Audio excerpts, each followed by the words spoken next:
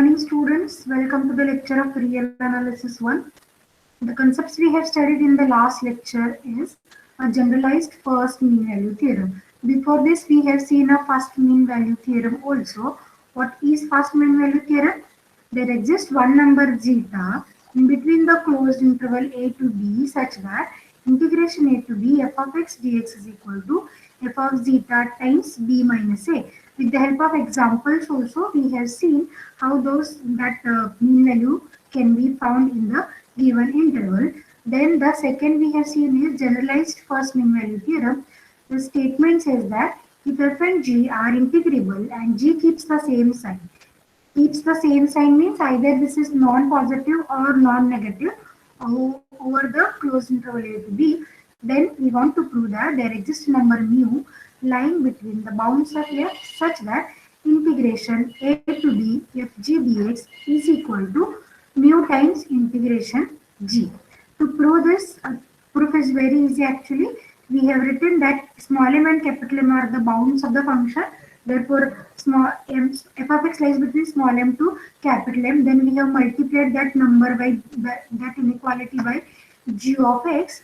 Then integrating from a to b, we have found that integration a to b of g lies between small m integration g to capital M integration g. Therefore, we can conclude that integration f dot g is equals to mu times integration g, and that is what the statement we want to prove. We have written the corollary also, and we want to understand the second mean value theorem. But the proof of second mean value theorem, as we have discussed already, it depends on Abel's lemma and Bonnet's theorem, out of which Abel's lemma we have proved in the last lecture.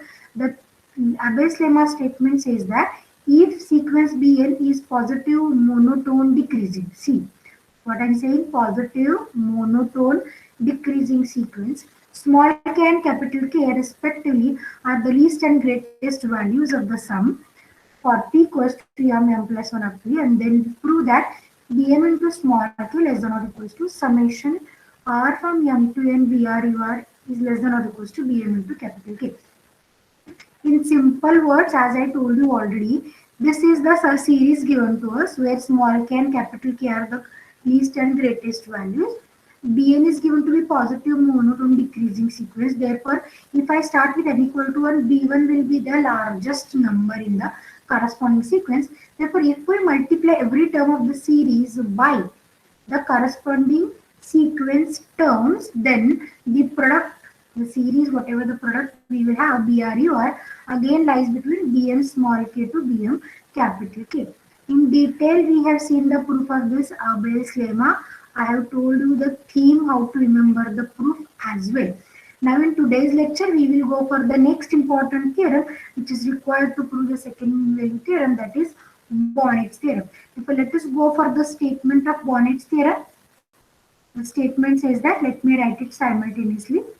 The statement says that if integration a to b phi dx and integration a to b g dx both exist and phi is positive and monotonic decreasing. So the same is the condition was available on Abel's lemma. Positive monotonic decreasing on closed interval AB, then prove that there exists a point zeta belongs to closed interval AB such that, what such that? Integration a to b phi g dx is equals to phi of a times integration a to zeta g dx. See how simple was the statement actually. Let us look at the terms or the statement which are assumptions. Both integrations exist, integration phi and integration g. Exist means what?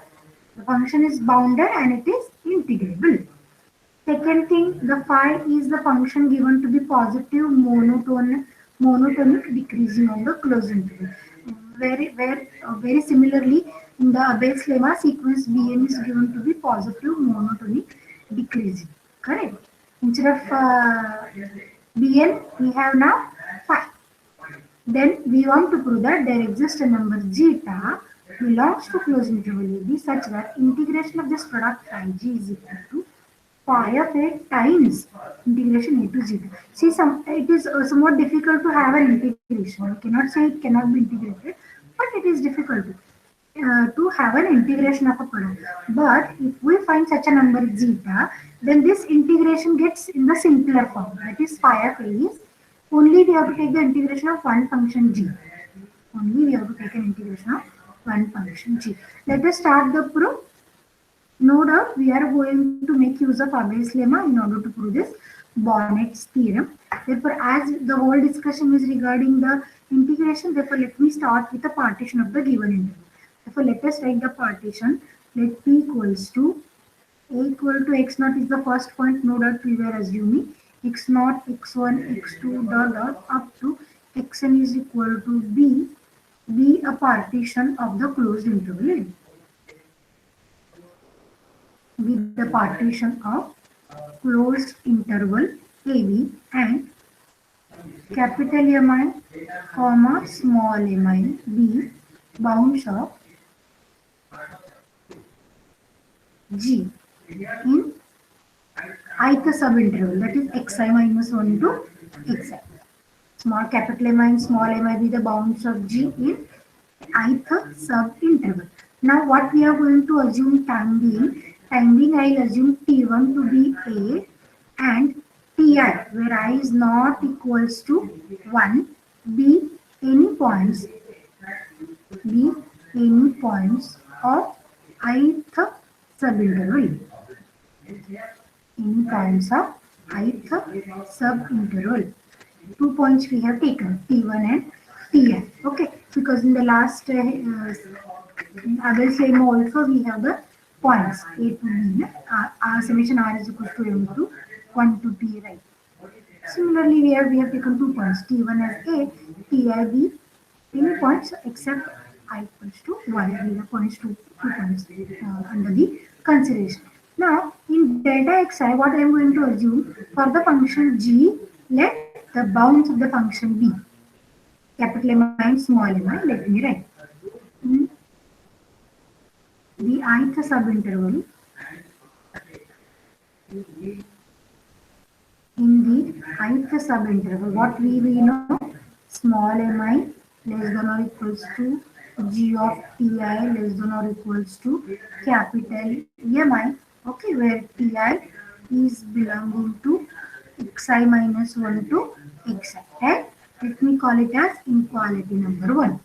As we get this inequality, now what the steps we are going to do? We are going to construct a Riemann sum with the help of this, and another way we are going to have a direct integration. And by using both the statements, we are going to make the further conclusions. First, what we will do? We will integrate directly. Then, using the same statement, we will construct the Riemann sum as well. The first step I will use is we will integrate.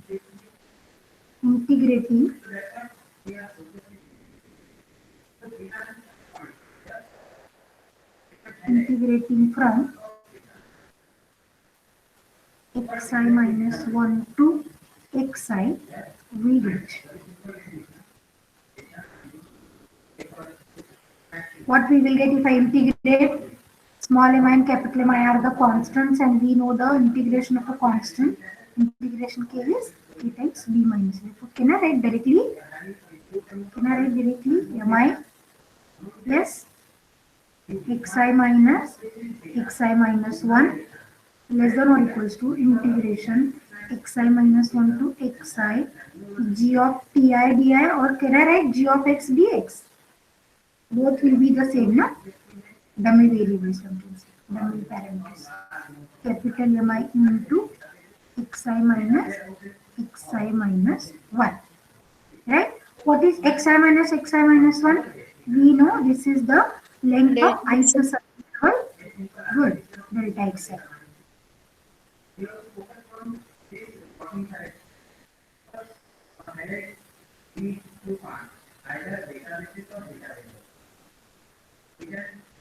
This is capital MI into delta xi. Let me call as statement number 2. Okay. Now from 1 directly integrating, we have obtained this kind of integral. Again, now from 1 we will multiply by delta xi and we'll try to construct the Riemann sum. Okay. So again we will write from 1. Let me write 1 again.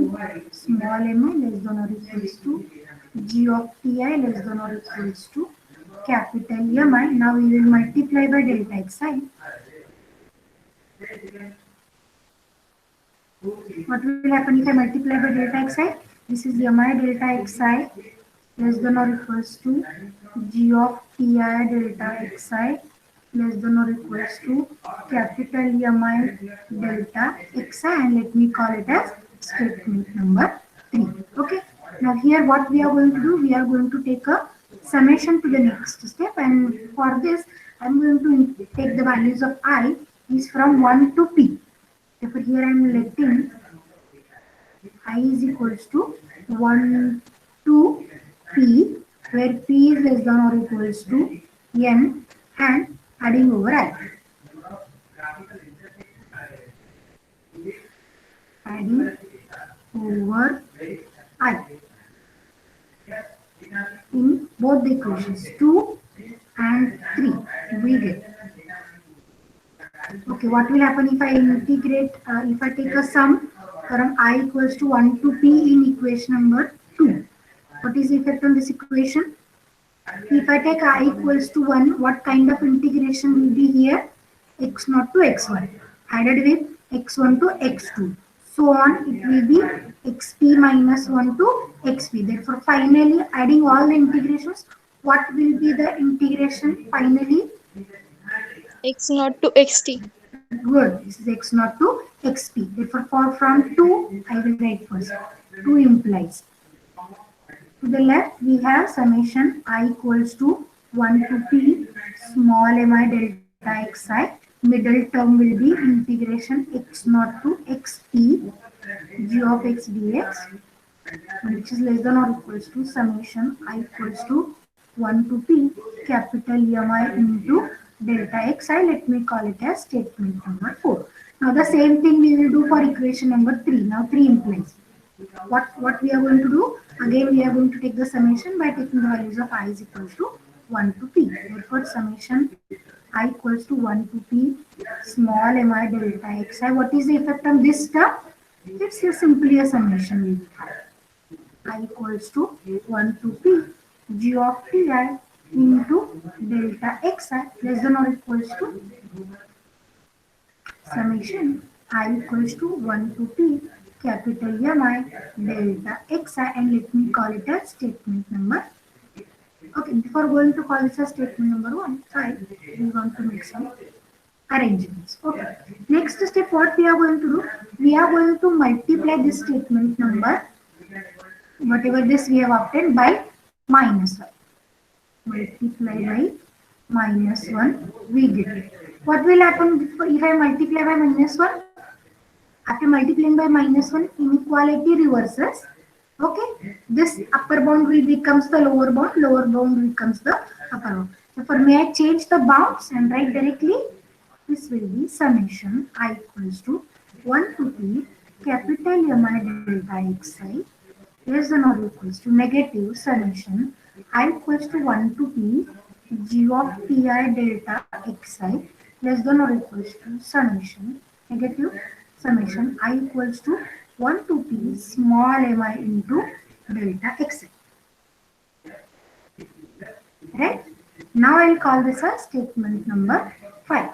Now what we will do? We will take an addition of 4 and 5. See, if I take an addition of 4 and 5, what is the middle term? Middle term is summation integration gx minus summation gti delta xi. Correct? No? Adding 4 and 5. What is the left hand side? If I add these two numbers, 4 and 5, what is the left hand side? small mi minus capital Mi.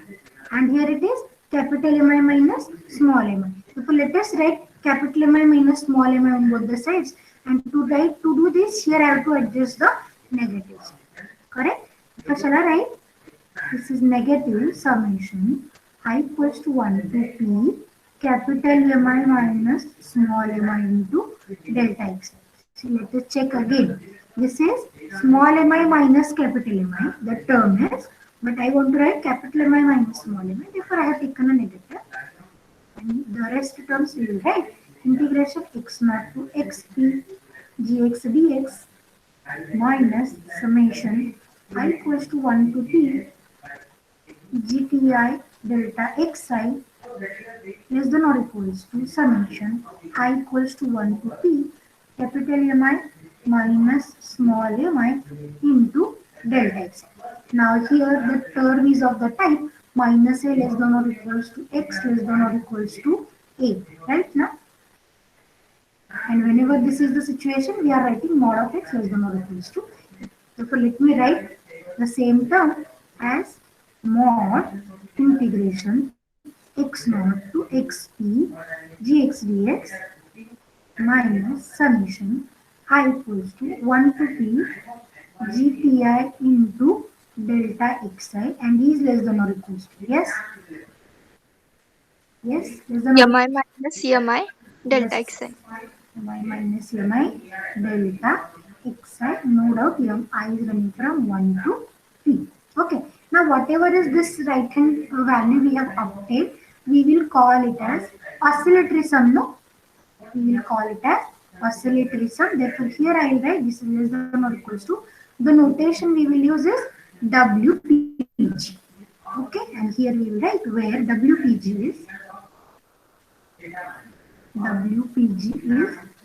oscillatory sum. Oscillatory sum of a function G with respect to partition P. Correct now? What is WPG actually? Is lower sum minus upper sum minus lower sum, no? UPG minus LPG. Correct, no? Okay.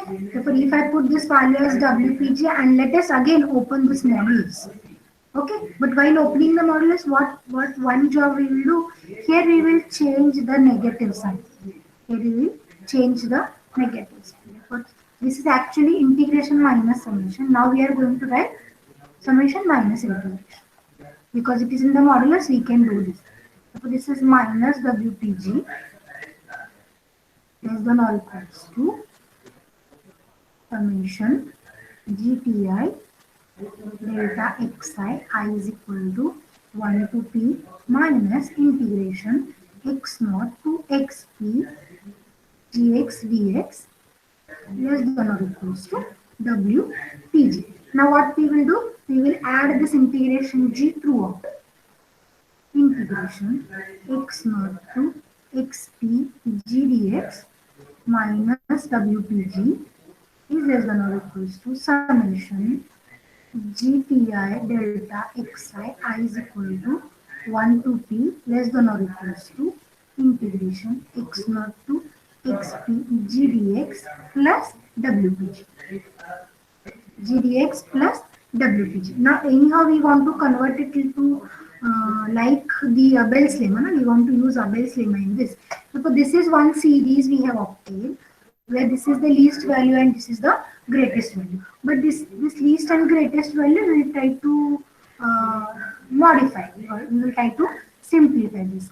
Therefore, as we know, integration g exists, it was given. Therefore, g is bounded and integrable, that is clearly known to us. And by the first fundamental theorem of calculus, one can say integration g is continuous. If integration g is continuous on closed interval, it is bounded. And if it is bounded, this integration g, we can find out the limits. Lower bound and upper bound. Okay? That as integration g exists, it implies g is bounded and integrable. Bounded and integrable, and by first fundamental theorem of calculus,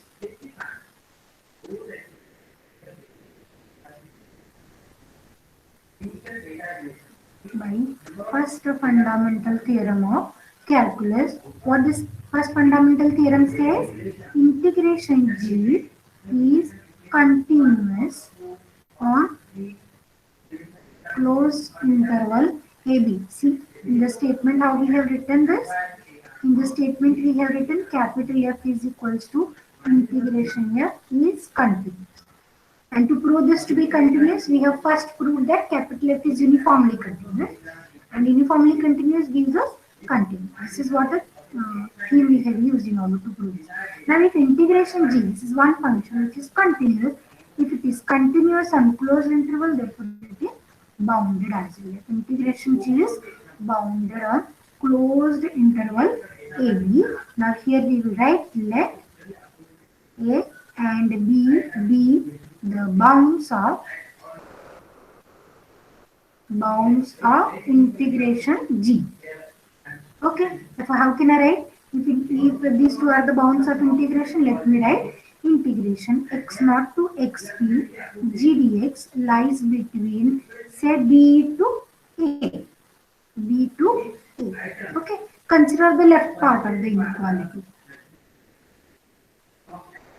Consider what to consider? Integration x naught to xp g dx less than or equals to a. Now what we will do? We will add a non-negative oscillatory sum on both the sides. Therefore, may I say integration x naught to xp g dx plus wpg is less than or equals to a plus wpg.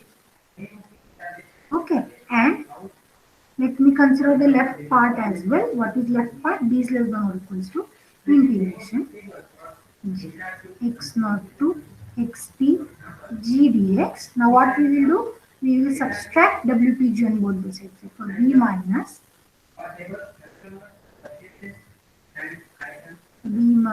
wpg less than or equals to integration x naught to xp g dx minus wpg. Now look at this state. Now we will use these two statements. Which two statements? This one and this one. Let me check the numbering first. The next number I lost 5 I have used. Let me call this as 6. Now in this 6 we are going to use, this is 7 and 8. Okay, these two 7 and 8. Integration plus wpg less than or equals to a plus wpg is 7. B minus wpg is less than or equals to integration g minus w.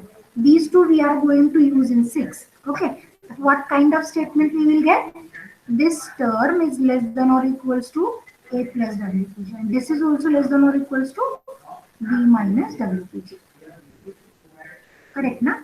This is a plus wpg. Therefore, this middle summation is again greater or equal by b minus wpg and less equal by a plus wpg.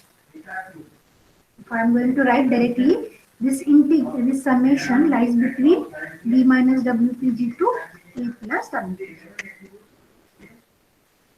Using 7 and 8 in 6, what I will get? B minus wpg less than or equals to summation I equals to 1 to n gti delta xi less than or equals to capital A plus wpg. And let me now call this to be statement number 9c. Now we are ready to use the Abel's lemma. Using Abel's lemma. Now we want to compare this with BR.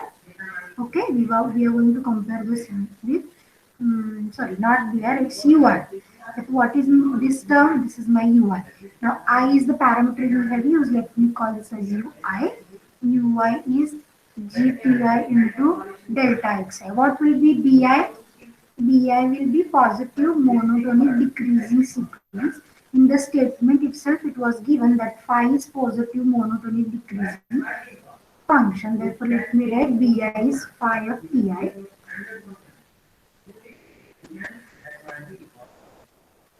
Bi is phi of Ti. What will be my small k and capital K? This is the term we are comparing to. We are comparing this to summation UR, where summation UR lies between small k to capital K. Bell's lemma says that for Bn to be positive monotone decreasing sequence, summation BR lies between Bmk to Bm capital K. Right now, this is Abel's lemma. Okay, so this we are going to compare with the series. Phi will be my sequence Bn. Phi will be my sequence B. And if this is my series, what will be my small k and capital K values? Small k is Small k equals B minus W. WPG and Hmm. capital K is A plus WPG. Yes, good. This is B minus WPG and capital K is A plus WPG. Right now? Okay. Is there any doubt with this? This is the series we have obtained 9. Phi is positive monotonic decreasing function. We are going to just make use of the Abel's lemma. If now this is in hand, for particularly for m equal to 1, what we have written in the statement itself. For 1 m equal to 1, we have written b1 small k less than or equals to summation brur less than or equals to b1 capital K. Now here also we will write for I equals to 1. Okay, in particular for P equals to N again. Oh sorry, summation what I have written is summation is from I equals to 1 to P, na? So by mistaken I have written 1 to N. Here it is 1 to P. Okay, now again we are going to write in particular for P equals to N now.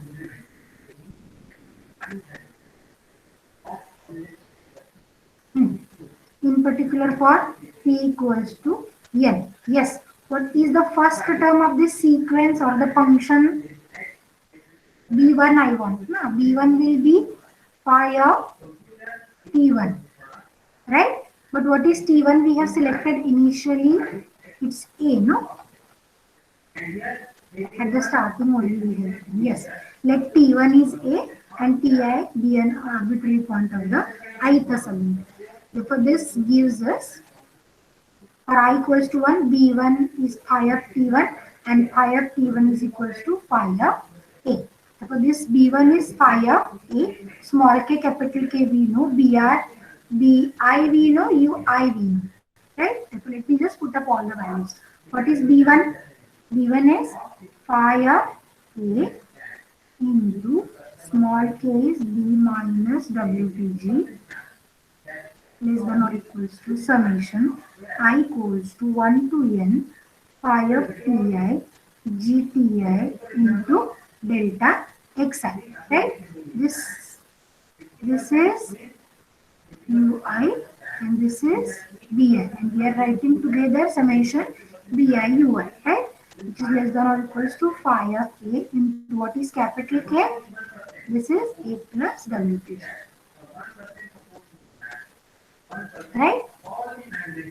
Now what we are going to do next job in order to get the integration in the middle, integration value, this construct the Riemann sum. In order to convert this Riemann sum to integration, what we have to adjust? We have to adjust the limit. If I take limit mu p tends to 0, this middle term Riemann sum becomes the integration. Therefore, let me take a limit. Taking a limit mu p tends to 0, we get what is the effect on WPG if mu p tends to 0?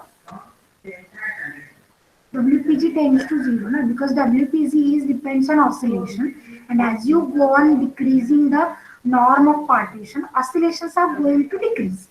And if the oscillations decrease, the oscillatory sum is also going to decrease, right?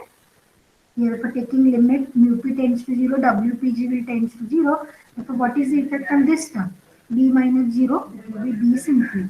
So this is phi of A into B less than or equals to limit mu p tends to 0, phi summation phi pi gpi delta xi I equals to 1 to n less than or equals to phi of A into capital. Therefore, this middle term is nothing but the integration by second definition. Correct, na? Integration A to B phi into G dx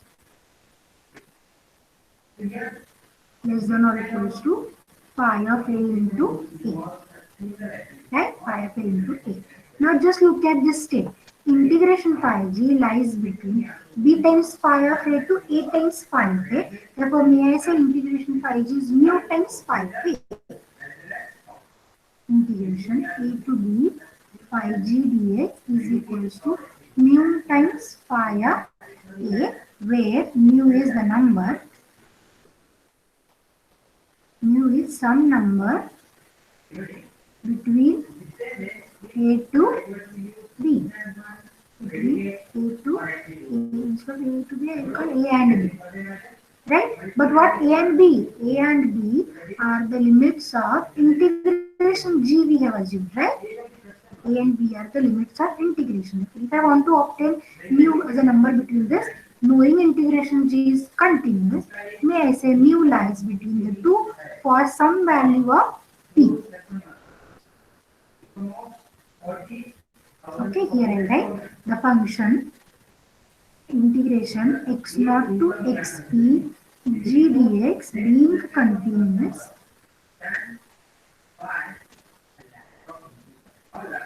must possess or must assume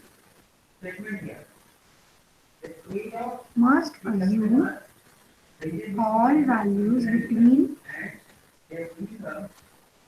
A and B. A and B, comma, then for some zeta belongs to closed interval AB, the value mu, which lies between A and B. So we get, what we will get?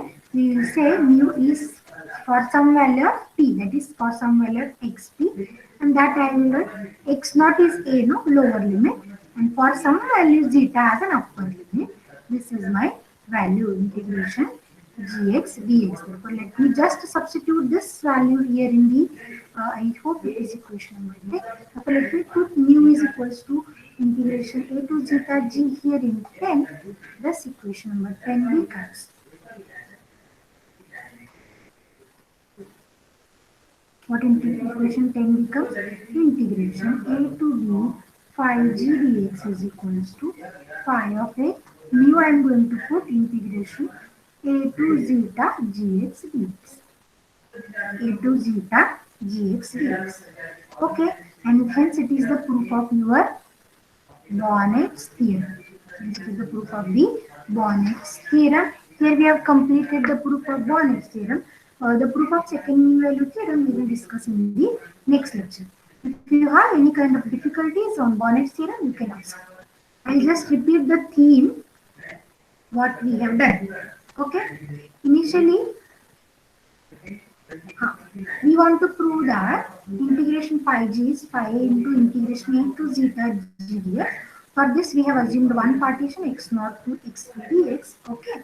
Capital M and small m are the bounds of G we have assumed that of P1 is A and Ti be an arbitrary point of the alpha sum interval. GTI lies between small mi to capital Mi. We are going to use this inequality one in two different types. First, we will take direct integration. We will use it for direct integration. Another one, we will use it to construct the Riemann sum. Therefore, first integrating between xi minus 1 to xi, we have got this inequality. Then in order to convert it to a Riemann sum, we will multiply by delta x and we'll take a sum. This is what we have done.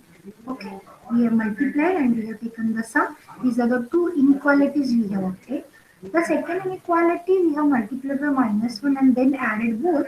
We got this one, that integration, mod of integration minus summation is not equals to this value. This is nothing but oscillation called as WPG. We have changed the negative signs. We have changed positions only, and by changing the positions we have written W, with this value lies between minus WPG to plus WPG. Then adding integration G throughout, we got this equation number 6. But knowing integration G exists means it is bounded integrable, and the first fundamental theorem tells us that integration G is continuous. Continuous means it is bounded, therefore we have assumed the bounds. Using the bounds, we have proved that integration G plus WPG is less than or equals to A plus WPG, and B minus WPG is less than or equals to integration G minus WPG. We have kept both the values here in equation 6, which gives us this summation greater equal by B minus WPG less equal by A plus WPG. We have written this, and this is very similar to the series we have written in Abel's lemma. Just using the Abel's lemma we want to use. So this is my UI. What is my BI? BI is my positive monotonic decreasing function pi of pi. This is small k, this is capital K, and just we have used the Abel's lemma in order to prove the required result. But if you have a difficulty in the proof, you can ask me. From student side, if you have a difficulty, you can ask. If not, we will stop for today. The proof of second mean value theorem we will discuss in the next lecture. Thank you.